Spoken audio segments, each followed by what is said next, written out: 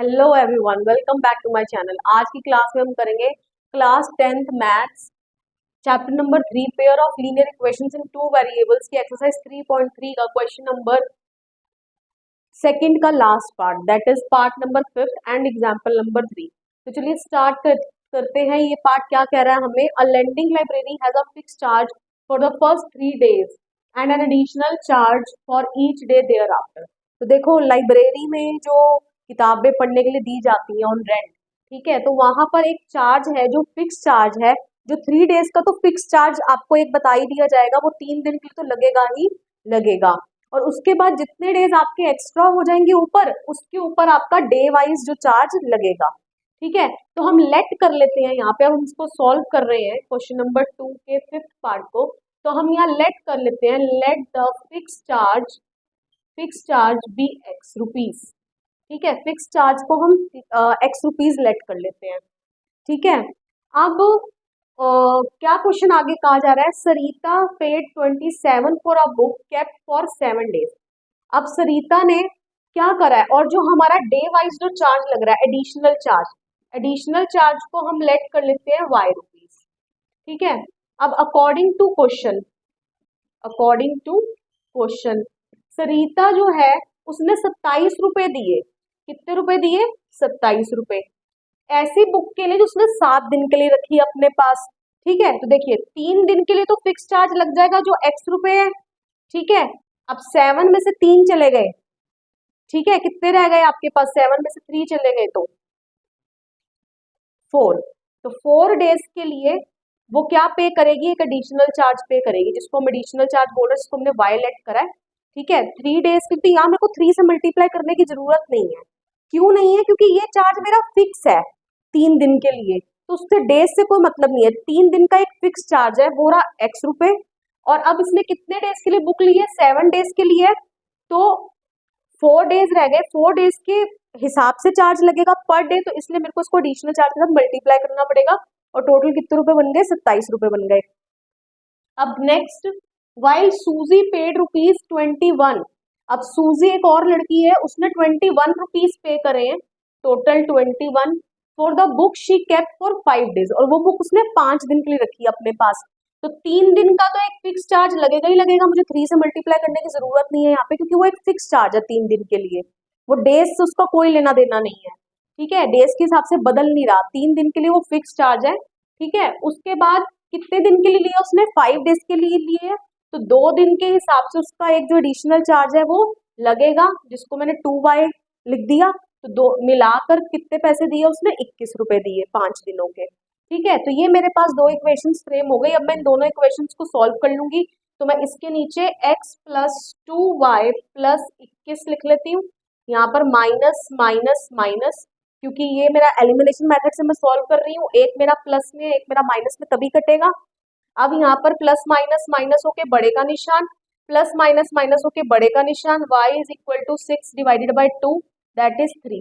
y की value आपकी 3 आ गई। जैसे आपकी y की वैल्यू 3 आ गई, उसको हम यहाँ पुट कर देते हैं। 2 इंटू 3 इज इक्वल टू 21। तो x is equal to 6 is equal to 21। तो x is equal to 21 minus 6। तो 21 में से आपके 6 चले जाएंगे, तो कितने रह जाएंगे? 15 रुपीज। ठीक है, तो देयरफॉर मुझे ये समझ में आ गया, जो मेरा फिक्स चार्ज था दैट इज ₹15 3 दिनों के लिए, और उसके पास जो मेरा एडिशनल चार्ज लग रहा था डे के अकॉर्डिंगली दैट वाज ₹3।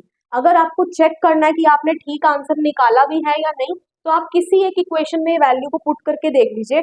अगर वो जो आपका इज इक्वल टू में जो नंबर है उसके इक्वल नहीं आ रहा, इसका मतलब आपने गलत किया है, अदरवाइज आपका आंसर ठीक है। तो चलिए फटाफट से क्विक चेक कर लेते हैं यहाँ पे कि हमने आंसर ठीक करा कि नहीं। इस इक्वेशन में मैं पुट कर लेती हूँ, x की वैल्यू वाज 15, 2 इंटू y की वैल्यू 3 है, तो 2 3 जा 6, 15 plus 6 is 21।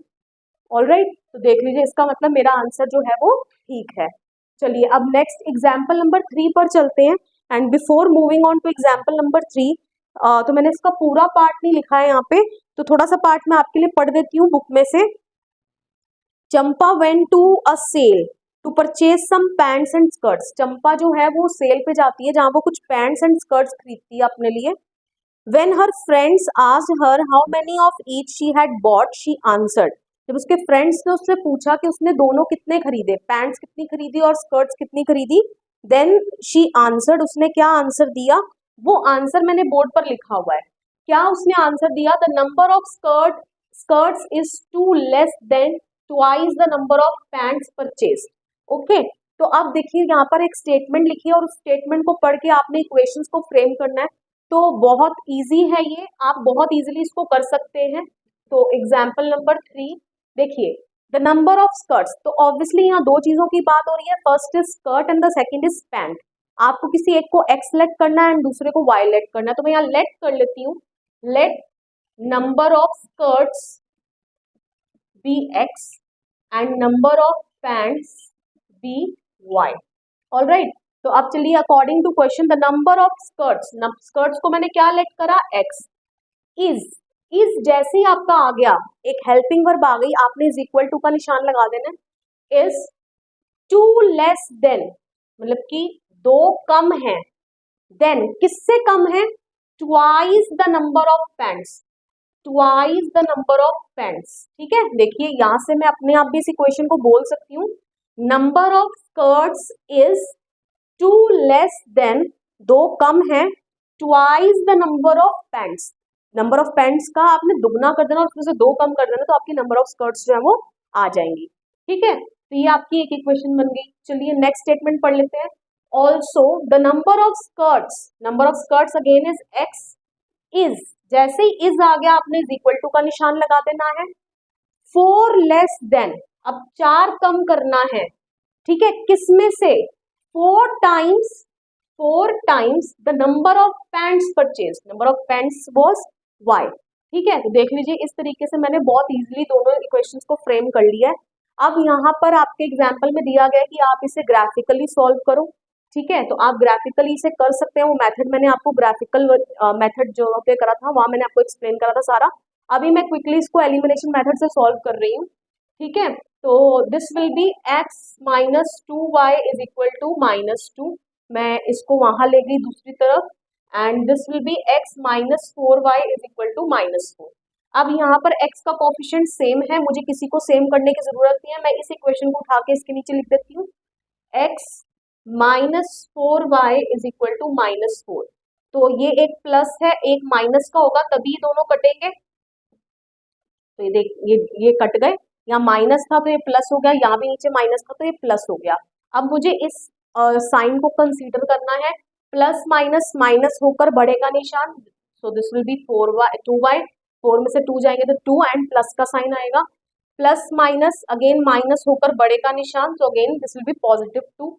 y is equal to 2 divided by 2, so y की वैल्यू आ गई 1। जैसे ही y की वैल्यू 1 आ गई, मैं इसको यहाँ सब्स्टिट्यूट कर लेती हूँ, so this will be x minus 4 into 1 is equal to -4, so x is equal to -4 is equal to -4, x is equal to -4, यहाँ माइनस का 4 है, यहाँ जाके +4 हो जाएगा, so this will be 0। तो आपकी x की वैल्यू 0 आ गई, y की वैल्यू 1 आ गई। और अगर आपने चेक करना अपना आंसर, तो आप किसी भी एक इक्वेशन में इन दोनों वैल्यूज को सब्स्टिट्यूट करके देख लीजिए। तो चलिए मैं इस इक्वेशन में पुट करके देख लेती हूँ वैल्यू, x की वैल्यू क्या है 0, -4 into 1 is 4 is equal to -4, तो this will B -4 is equal to -4। It means मैंने जो सोल्यूशन निकाला है वो बिल्कुल करेक्ट है। आपके जो नंबर ऑफ स्कर्ट्स थी x वो 0 परचेज है, कोई परचेज नहीं करी, and number of pants will be 1, number of pant उसमें सिर्फ एक परचेज करी है। So this is the way you can make equations very easily after reading out the statements. I hope so you like this video, आपको help मिली कि कैसे एक statements को पढ़ के आपको इक्वेशंस को सॉल्व करना है।